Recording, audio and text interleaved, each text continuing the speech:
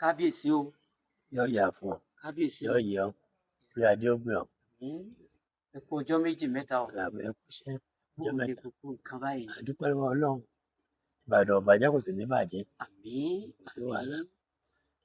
kábíyèsí lórí àwọn ọ̀rọ̀ kan tó jà ràìn lẹ́nu bí ọjọ́ mẹ́ta yìí òun náà la ṣe pè yín lórí ẹ̀sùn ọ̀rọ̀ kan tí Fáyọ̀ṣe torí gbogbo ìgbà báyìí gbogbo ọ̀rọ̀ tó bá ti ń ṣẹlẹ̀ nípínlẹ̀ Ọ̀yọ́ Fáyọ̀ṣe ní jẹ́ ní kọ́kọ́ tàwa lólobó pé kinní kan o nígbà tí wọ́n sọ̀rọ̀ oní 50 billion jọ sí Fáyọ̀ṣe náà ló kọ́kọ́ bọ́ta tó ní wọ́n ti gba 50 billion kan o ìgbà o ní wọ́n bá tún sọ̀rọ̀ wípé gómìnà Ṣèyí Mákindé fẹ́ yọ Olúbàdàn pò ìgbà ó tún yá a tún gbọ́ pé wọ́n ní kábíyèsí Olúbàdàn ilẹ̀ Ìbàdàn ọba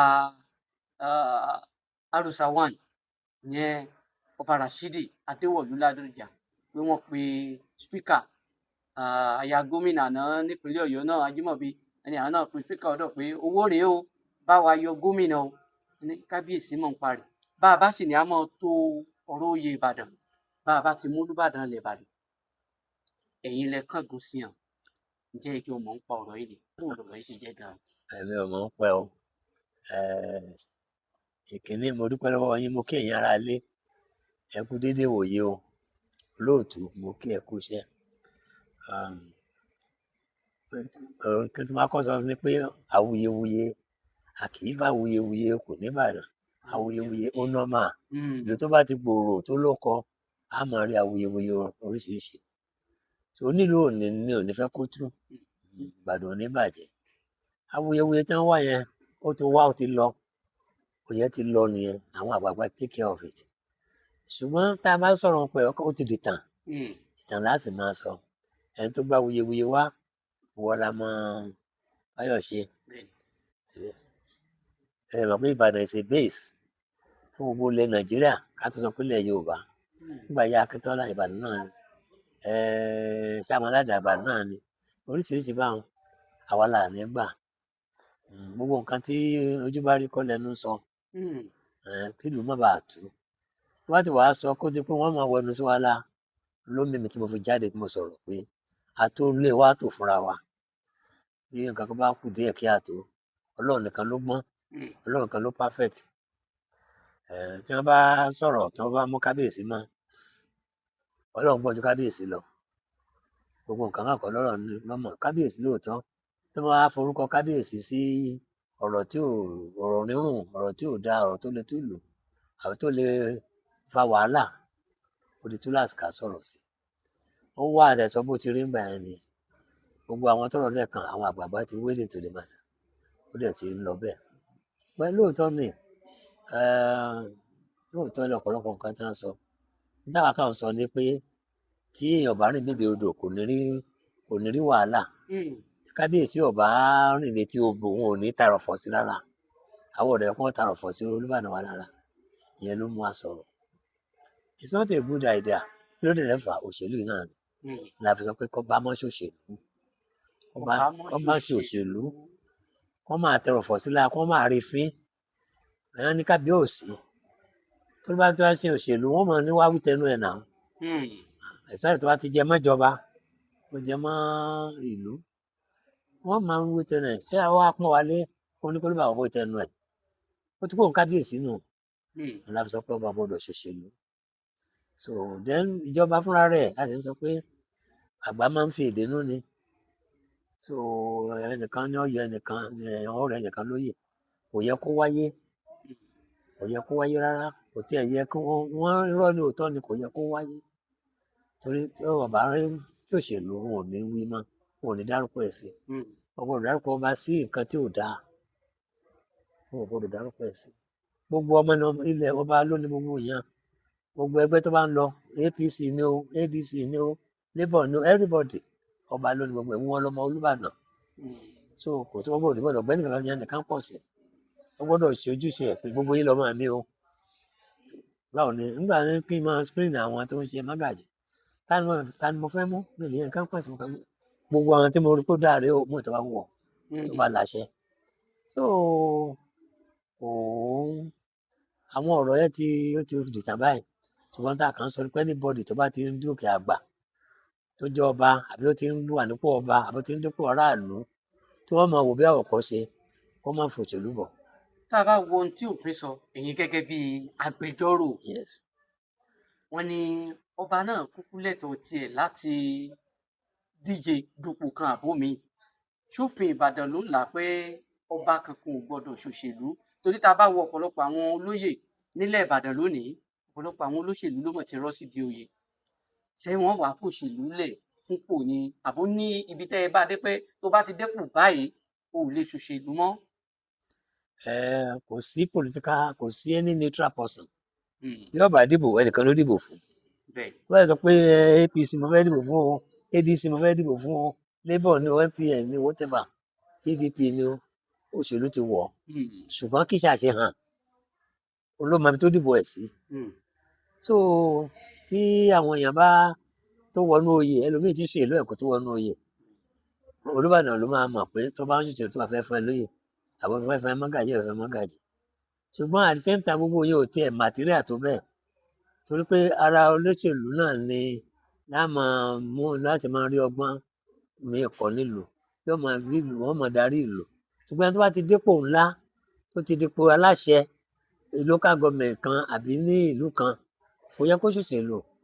Ìbàdàn for example ẹni bá ti dé ló bá Olúbàdàn council whether law or no law kó gbàgbé òṣèlú.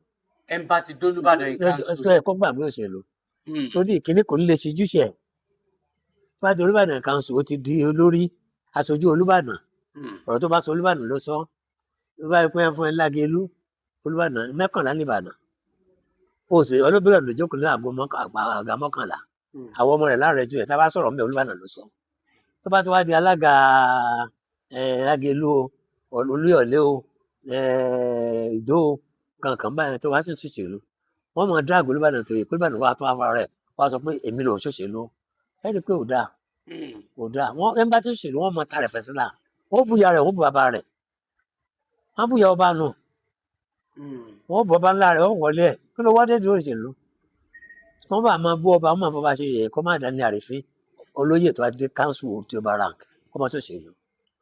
kábíyèsí ẹ wà nímọ̀pó lọ́jọ́ tíjọba ìpínlẹ̀ Ọ̀yọ́ tí wọ́n ní sẹ́nitọ́ Sharafadeen Ali pé wọ́n ti di ọba gẹ́gẹ́ bí ẹ̀karùn-ún balógun ilẹ̀ Ìbàdàn àti àwọn méjì yòókù náà àwọn mẹ́tẹ̀ẹ̀ta ò yọjú ẹ̀yin sì wà níjókòó ọjọ́ náà lọ́hùn kí ló ṣẹlẹ̀ Olúbàdàn ilẹ̀ Ìbàdàn gan ò sí ń bẹ̀ ẹ̀yin lẹ délé kí ló ṣẹlẹ̀ pẹ̀lú ẹ̀ ọba àwọn tí ó wàá jọba tí ó gbadé wọn sì ń jókòó ìjọba ìpínlẹ̀ Ọ̀yọ́ gbadé wá ṣó ṣeé ṣe bẹ́ẹ̀ tẹ́ni tẹ́ fún ládé bá sì lóun ò jọba dandan ṣó nírú ìgbésẹ̀ tí Ìbàdàn máa ń gbé lérú irú nǹkan bẹ́ẹ̀ kí ló ṣẹlẹ̀ gan.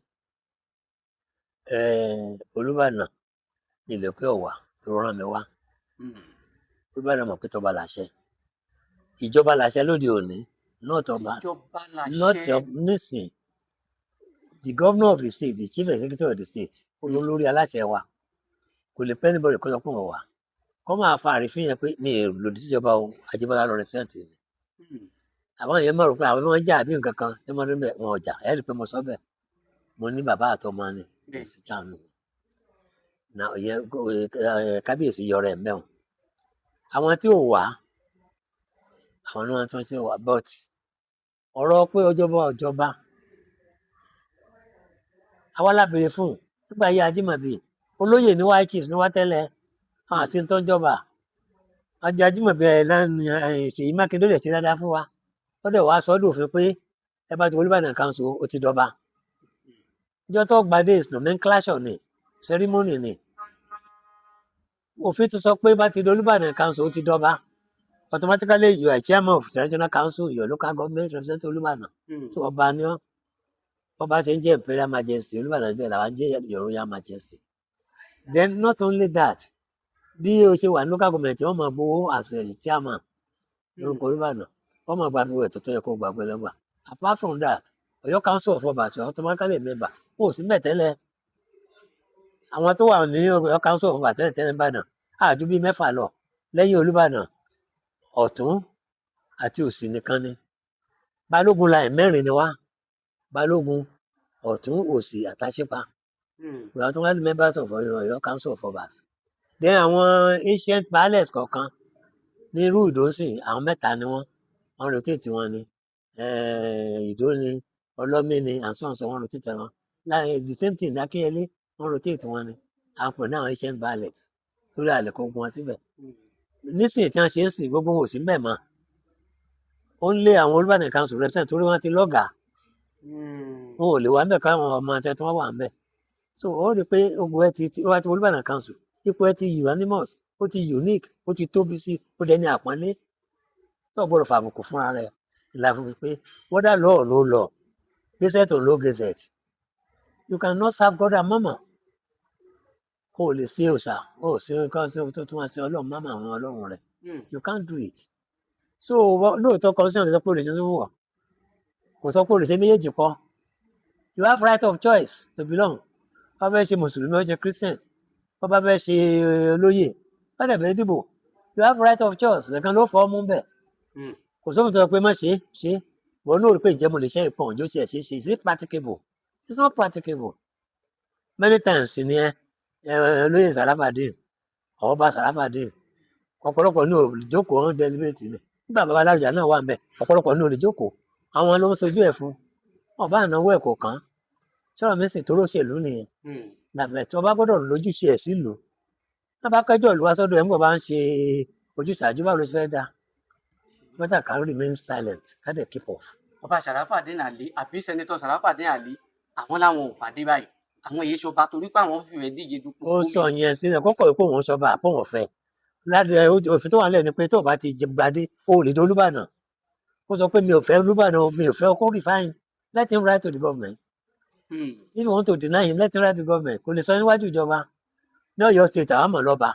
ẹ̀yin ti mọ̀ wọ́n lọ́ba báyìí. àmọ́ lọ́ba láàrin wa mọ̀ lọ́ba a sì sọ̀rọ̀ Ìbàdàn ní lọ́ba ká má pè sí torí kò resign. wọn ò sí ń bẹ̀ o ẹ̀yin ni àgbàlagbà lẹ́ni wọn ìfárí lẹ́yìn olórí. òwe ìjọ́un nu tó bá sọ pé òfin sọ pé you can make man a woman you know what the law is wọn àṣà ọkùnrin ìjọba àmúre. tí wọn sọ pé ó ti sọ pé ó ti dọba ṣé ọba làwọn tẹ́lẹ̀ ni ibà ṣé ọba ni Olúbàdàn tẹ ibà alẹ́ là ń jẹ òfin ọba ló sọ pé lọ́sọ̀ wá dọba náà kó àwọn sọ pé nígbà tí Olúbàdàn ní ètò Olúbàdàn mo sì máa ṣe lọ it's not possible àbígbà mo jẹ Olúbàdàn Council ní èsì ò sẹ́nitọ̀ ní mo ṣe lọ ìkan ló máa mú. ṣùgbọ́n báyìí sẹ́nitọ̀ Sarafadeen Ali tí wọ́n bá ti wà bọ́ta kódà ọba tẹ́lẹ̀ ti ní kí n jẹ́ ń dandan yìí sẹ́nitọ̀ ni wọ́n ṣé wọ́n kọ̀wé bí sẹ́nitọ̀ lè ní wọ́n sì fẹ́ díje dupò gómìnà ṣé exemption wà fún tó dáa ṣé náà bó bá wọlé kó ṣẹ̀ṣẹ̀ wá mọ́ gbádé àbí.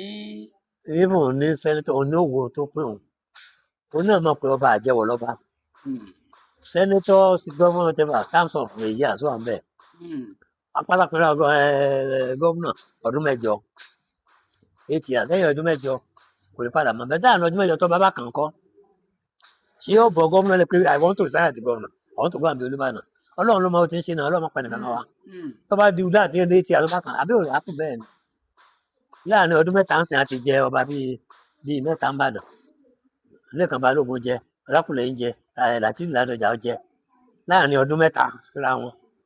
So tá ló mọ tọ́lọ́ sí kọ́ ló máa pẹ̀lú ká wa ṣùgbọ́n lawyers don't work on PRC probability foresight foreseeability test tó bá kún kọ́ Ọlọ́run ní jẹ́ tó bá ṣẹlẹ̀ ńkọ́ what are you going to do. wọ́n wà gómìnà ọba. ìkan ló àwọn tí yóò jẹ́ gómìnà yóò máa ṣe Olúbàdàn tó bá kàn àbí ó lóun ò ṣe gómìnà mọ́ ó resign.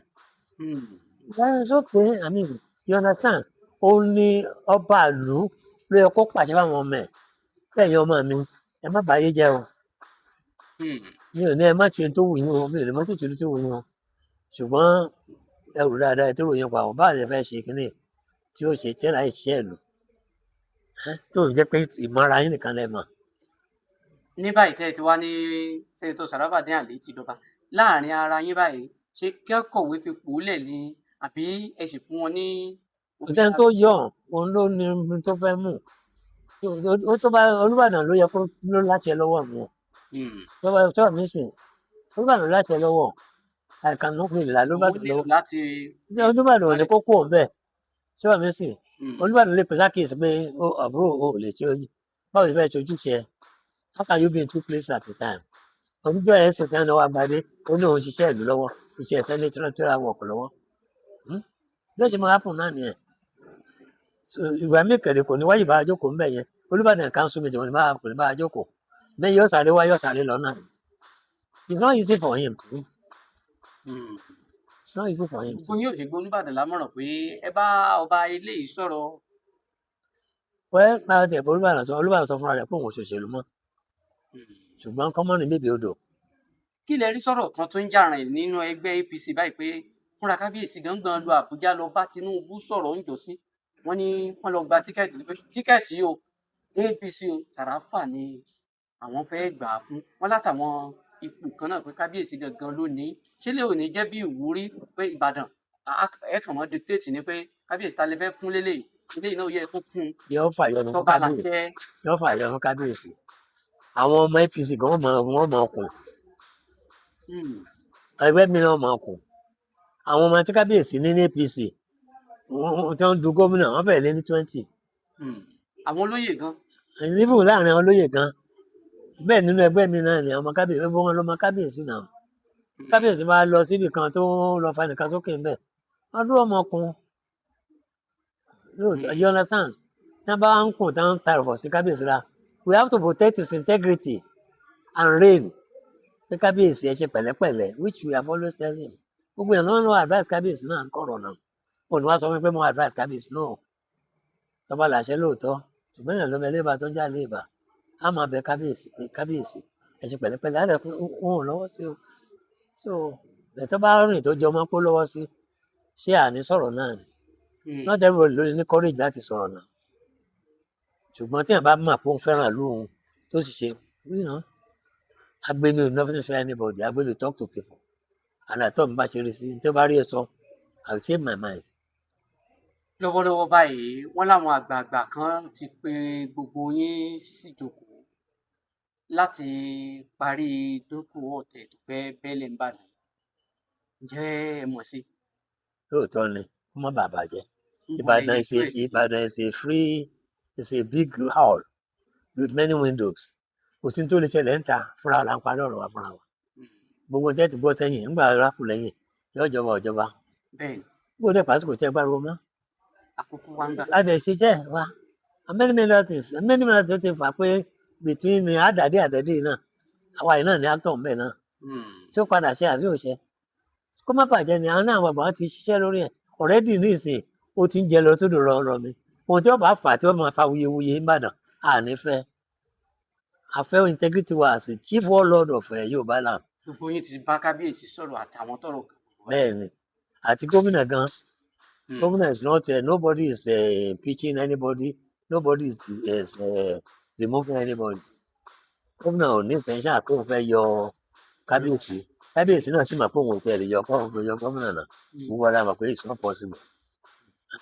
ẹ̀pẹ́ nìkan ò yẹ nìkan kó máa bàjẹ́ náà sọ sọ̀rọ̀ mi sàn àmọ̀ péjọba lágbára Ṣawólọ́wọ̀ yọ aláàfin ìgbà náà ó yọ náà àbí ẹ máa ọ̀fẹ́ àbí ọba Kánò àbí gómìnà bẹ̀ òyìnbó ń gbà yẹn náà and so many things títà dẹ̀mú yìí náà ń gbà ayé Ọbásanjọ́ ó sì wà láyé o nígbà tí wọ́n fẹ́ dìbò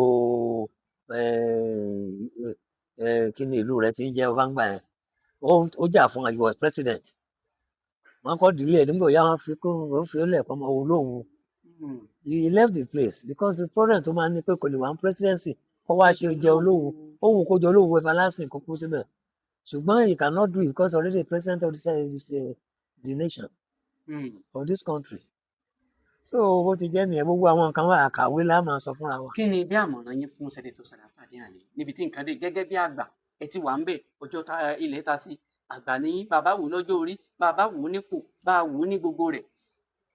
ọmọ dáadáa ni ó sì máa ń gbọ́ mọ̀ràn ó sì máa ń farabalẹ̀ àwọn gúrùpù lè máa fà sọ̀rọ̀ wọ́n ti máa ń bá fà tí kó tó ara ẹ̀ pa lákòó sí ẹ kó ta kó sì ẹ ká kó nìkan tó ara ẹ̀ pa olóòtú ara ẹ̀ pa tó bá fẹ́ ṣe gómìnà ẹ̀kọ́ mọ́tà yóò béèrè fún tàbátìkà ní olóògbé ló máa fúnra yẹ tó bá dẹ̀ ní wọ́n bá náà ní ọ̀sáyè ó bá náà láṣẹ lọ́wọ́ kábíyèsí níbi tí nǹkan dé dúró báyìí ìjọba Ṣèyí Mákindé ó tẹnubodò rèé mu ni ní 2027 ọ̀pọ̀lọpọ̀ àwọn ọmọ oyè ló tún ti ń bọ́ta lẹ́yìn ọba bá sì ní ẹ̀sùn ìlú síbẹ̀ ọmọ ẹni ó nílùú ò ní fẹ́ lu òun ó tú a ní fẹ́ kí ẹni tí ò ní ṣèlú dáadáa ó dórí àpèrè gbogbo wọn tó ti ń wá báyìí èwo gangan lọmọlúàbí tí ó ṣèpínlẹ̀ Ọ̀yọ́ tí ó gbé débùté ògo.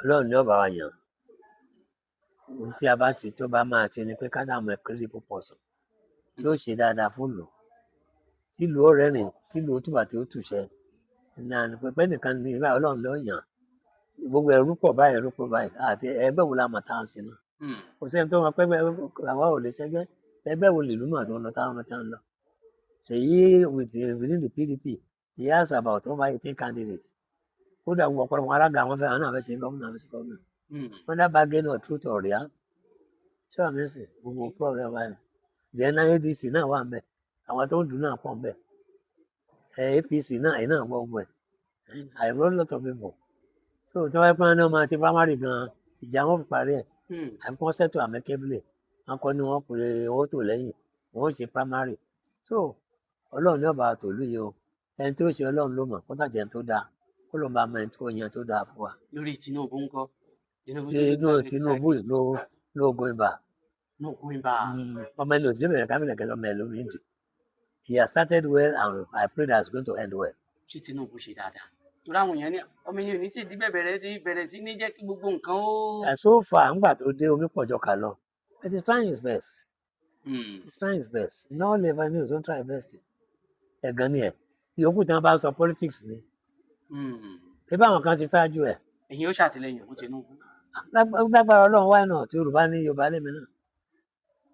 nígbà tí àwọn Haúsá wà ń bẹ̀ àbí Yorùbá wọn táwọn ìdí ọ́fíìsì wọn ìdí ọ́fíìsì Jonathan. kí ni ìdí tẹ́ fi fẹ́ ṣàtìlẹ́yìn fún Tinubu. èmi rò pé wọ́n ti marginalize as presidency ẹ mọ iye ọdún tí ó jẹ́ pé àwọn Fúlàní kankan ló ti ń ṣe lórí bọ̀ ni. ó ṣe àkànwálé Abíọ́lá fẹ́ ṣe wọn òjò ṣe Awólọ́wọ̀ fẹ́ ṣe wọn òjò ṣe. even ní sójà gan Yorùbá wo ló ṣe rí. You understand? Wọ́n lè fún one second class wọ́n fún one first class now. So to me opportunity Tinubu ní let him use it. tó bá kú díẹ̀ kí àtọ́ á máa pariwo fún náà ni. lórí ọ̀rọ̀ ètò ààbò gbogbo àlámọ̀ bí ètò ààbò ṣe rí jákèjádò Nàìjíríà kábíyèsí ọmọ tó ti wọ̀ Ìbàdàn wọ́n ní ẹ bá gba Ìbàdàn rí Ìjẹ̀bú báyìí ẹni àfikún ẹ bẹ̀rẹ̀ sí ní ka oríṣiríṣi tó bá mọ̀ o ẹni bá láwọn àgbà ńlé kí wọ́n tètè mọ́ bá a sá lórí àti rìn lójú ọ̀nà àìpẹ́ yìí ni ti crane ẹni àwọn àlejò tí wọ́n tún fẹ́ mọ jí wọn gbé lọ ibì kankan nǹkan wá fẹ́ dè mọ́lẹ̀ Ìbàdàn kí lẹ́yìn ọba ń ṣe. Well, we are doing our best ẹ rí i pé ẹnu ló tí mo sọ nìyẹn irú àyàtọ̀ fọ́rọ̀ tó ṣẹlẹ̀ ọba ńlá to work with the government concertedly láti protect ìlú yẹn àti àwọn olóyè wọn pápátá dé grassroots ní Mọ́gàjí àti baálẹ̀ wọ́n ṣáà àìsàn ẹ̀fẹ́ wẹ̀ látẹ́tí lẹ́kọ̀ọ́. so if a bá rí nǹkan tá a bá ṣe báyìí ìjọba náà fún wa látìlẹ́yìn wọ́n bá ti pé ìwọ ló wà báyìí ìwọ ló báyìí Ọlọ́run máa mú wa. so gbogbo àwọn sùmọ̀mí tó ń wá àwọn tó ń wá káàkiri yẹn ẹ̀mọ̀ ń bá àwọn dé Ìlọrin kankan mélòó ní Ìlọrin sí Ìbàdàn.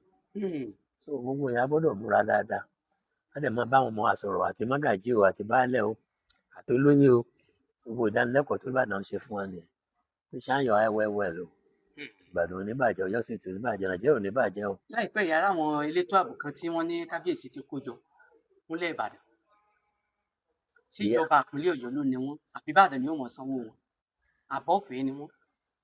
ọlọ́pàá àbílẹ̀ tí wọ́n ṣe lápò ọlọ́pàá àbílẹ̀ ọlọ́pàá ìpínlẹ̀ kò sí èyí tí wọ́n fẹ́ ṣe lókà àbílẹ̀ tí ọba síjọba lọ́wọ́ nú kò lè wọ́ a kàn fẹnu sọ lásán níbẹ̀ tí ìjọba bá ní good mind tó free mind open mind pé tí mo fẹ́ ṣe rèé tí ìjọba náà dẹ̀ rí pé tí olórí ìlú bọba nǹkan kan bá gbọ́ àyẹ̀ ó dáa wọ́n jọ work together yóò succeed bẹ́ẹ̀ tó bá gbé pábò bá bò lẹ́sẹ̀ á máa fẹnu sọ náà ni you just have to work together ọba ò lè dá ṣe ìjọba ò sì dá ṣe, ìjọba ò rí náà rí grassroots.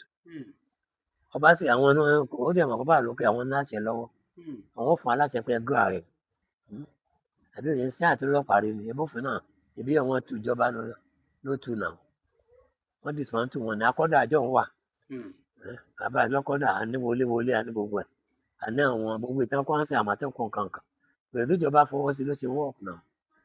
A fẹ́ ní àwọn more recruitment wọ́n ò ní help àwọn ìjọba tí wọ́n lè bá wọn fò pé báyìí lè dá àwọn náà lè pe àwọn ọmọ wọn olóyè wọn àwọn mọ́gàjì wọn baálé wọn títí dé the last grassroots wọ́n súnmọ́ra lù náà wọ́n mẹ́rin tó lè wà wọ́n bẹ tí ajẹkùnmalẹ̀ wà wọ́n bẹ tí olókùrọ̀ wà wọ́n táwọn criminals wà àwọn ó tètè gbọ́ wọ́n á tètè gbọ́ wọ́n á lè pèjọba ìjọba náà má dẹ̀ kọ́ mọ́ kó àwọn kàdá sínú rẹ̀ sí. Lórí àpèrè Onídòó níbo ni nǹkan dé dúró ìgbà kan ní gbogbo ẹ̀ ń lọ ìwọ kọ́ ló jẹ́ ìwọ ló jẹ́ ìwọ lójúlówó ìwọ kọ́ lójúlówó. ìfẹ́ sọ̀rọ̀ lórí Onídòó torí pé méjì ni kóòtù wà lórí àtọ̀run ṣe lórí mátà it's of judice to discuss so alájẹkọ̀ ṣẹ̀wọ̀n apart from that nígbà wọn ṣàwuyewuye nígbà tí mi sì ní mo sọ̀rọ̀ níta mo kọ́kọ́ kábíyèsí yan àwọn kọ́mítì so wọn ò tí kábíyèsí fún wa pé report náà gbé wá rẹ̀. ṣùgbọ́n kí lè mọ̀ ń pa ẹ̀ gangan. but now also of judice mi ì fẹ́ sọ̀rọ̀ ń pa ẹ̀ nítorí pé tí n bá sọ̀rọ̀ ń pa ẹ̀ èmi ò mọ̀rọ̀ pa bẹ́ẹ̀ mo mọ̀ pé tí mo mọ̀ ni pé kò sọ́ba mẹ́ta mi kankan ọba kan ti wà ń bẹ̀ kó má ṣe dáadáa kó wọ́n yọ for one thing or the other kò pé rẹ̀ lọ́ba mọ́ ẹlòmíì débẹ̀ ọyọ ìjọba míì ìtàkọ́ bóyá Olúgadé yọ pé ó pè rẹ̀ lọ́ba láti sọ́dọ̀ wa èkejì tó wà ń bẹ̀ ní ń gbọ́dọ̀ di ayé bàbá rẹ̀ tó jí òun náà tó yọ ẹni tó wà ń bẹ̀ ó tún fẹ́ lòmíì sí ìyẹn Babalọ́lá tó wọn ń bọ̀ láti ọba mẹ́ta it's a slight on us kan tó bá mẹ́ta wà nìkan it's a political statement. Èmi ni mo wà nídùú fọdún mẹ́jọ gbogbo ìgbà tí wọ́n yan yọ bá wọn yọ tàwọn mo wà ń dùn. kí ni ń fa yíyọ yìí gan. wọ́n bá mi gbé fún òṣè dáadáa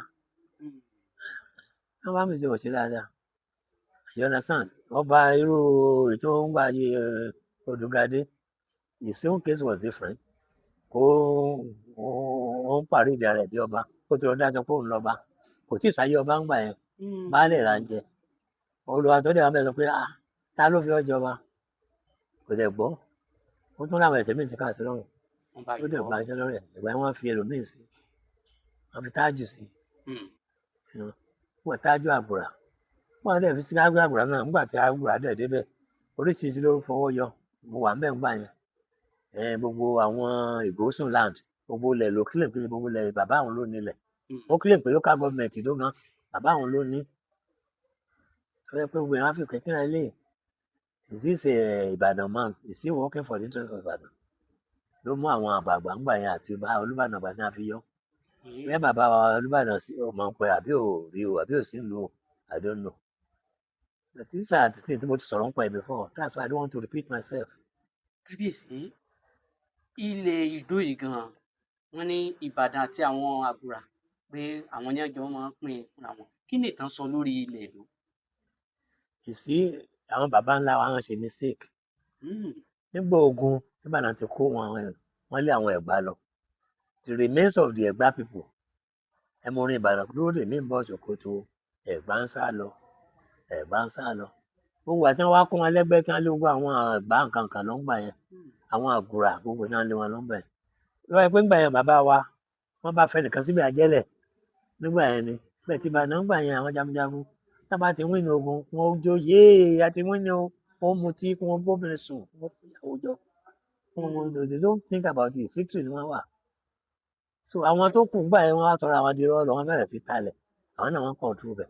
àwọn forefathers àwọn baba ńlá wa gan ló ṣe àṣìṣe. àṣìṣe tó wà nìyẹn that is true history àwọn nǹkan náà àwọn àgbààgbà wá sí ń pè mí wà ń bẹ àwọn àgbààgbà ló pè mí pé Ajíbọ́lá wà ní Ìdó yìí o gbogbo ilẹ̀ Ìbàdàn gbọ́dọ̀ pa padà o àbá omíyalé wà nù àwọn èèyàn ńláńlá àbáwọn tó yọ wọ́n yan gbogbo àwọn táwọn rò nìyẹn wọ́n pè mí ńgbà yẹn náà àwọ̀sàn síta ti dó pé gbọ́dọ̀ gba ilẹ̀ Ìbàdàn padà Ìbàdàn àwọn àgùrà ò lè máa gbálẹ̀ wa mọ́ bó làwọn la ní wọn ò sì lójúlé kan bàdàn wọn bèrè lọ́wọ́ Tájù kò lè sọ níbi tílẹ̀ bàbá ẹ̀ wà ń gbà yẹn bàdàn.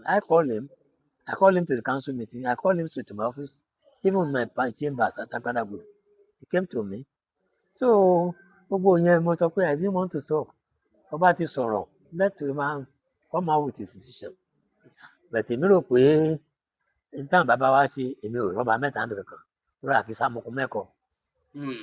Gbogbo alájọ wà lára council gbà yẹn how can we say 3 ọba? It's a strong stupid statement. Wọ́n yọ lágbáyé wọ́n yọ gbà tó wá fẹ́ contest ẹ̀ go to the court. And the God can decide to go to the court. Court wa then see me when the country they decide lórí ẹ̀. That's my own opinion. Kí ni ìbáṣepọ̀ yín pẹ̀lú MKO Abiola? Bó o lè ṣe máa MKO? Kí ló dà yàn? That's a very long story. I was the director legal adviser sent to the board of Concord.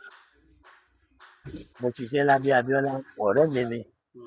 Kò pẹ́ mo kéré sóhun, èmi tún ní lọ́ọ̀yà. You understand? Gbogbo 70s yẹn 77 kankan.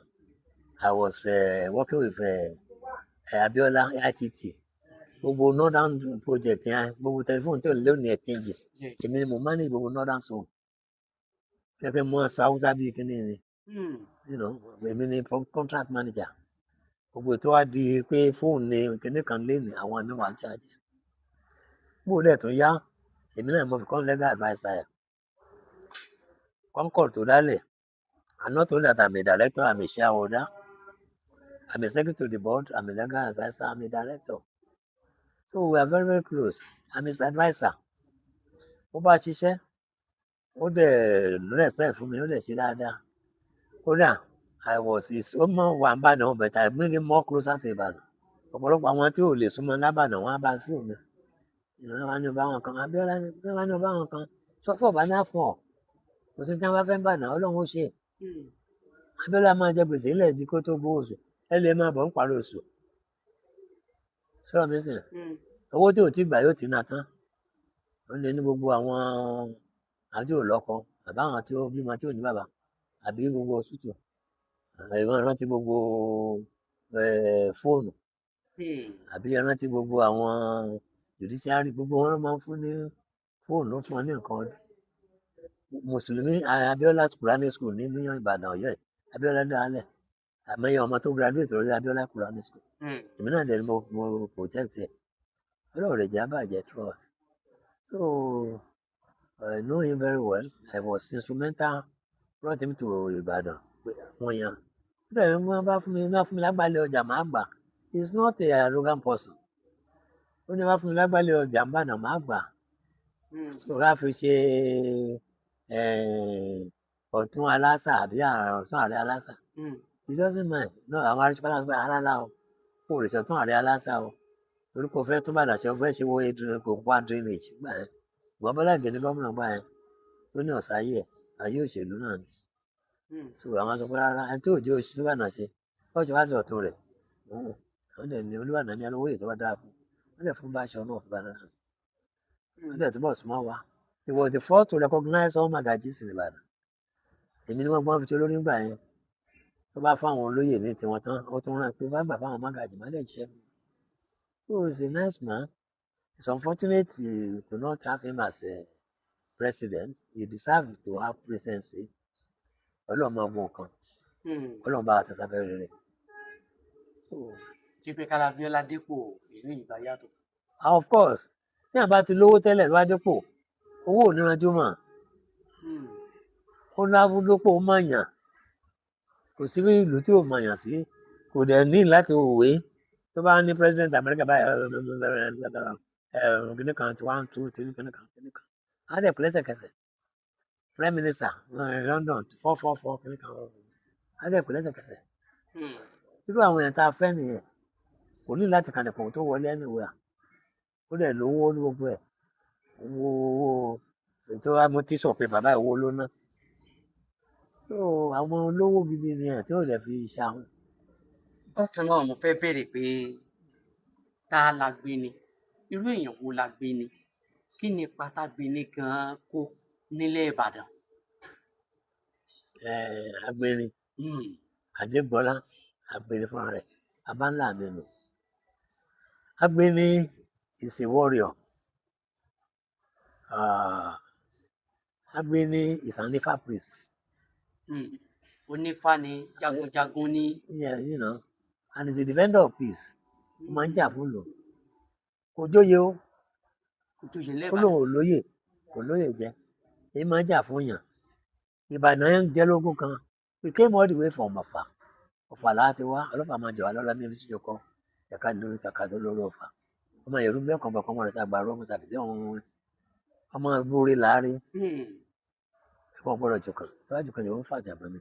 So Agbeni is a person tó believe in fair justice. Kò bẹ̀rù anybody.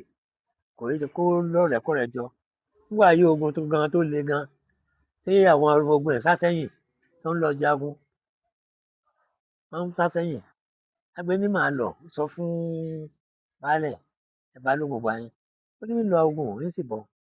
Ó sì lọ. Ó yẹ débẹ̀ báyìí bó dé báyìí. Ó ní gbogbo yóò bá lọ wọ́n lọ ọ̀bà mi. Ó sì pe àwọn alálẹ̀. Ẹrúgbó dìde ra dìde. Gbogbo àwọn òkú wọn dìde. Ó ní ogun báyìí àwọn táwọn yìnbọn pàpàpà àwọn ọ̀bẹ tó yìnbọn padà. Àwọn òkú yẹn kan yìnbọn àwọn òde wọn. Àwọn òkú dẹ̀ ni àwọn òde òkú yẹn. Yẹn lálẹ̀ Agbeni bá ti pa lálẹ̀. Ọba ni. Kì í sábà jáde. Kò ní ọ̀rẹ́ púpọ̀.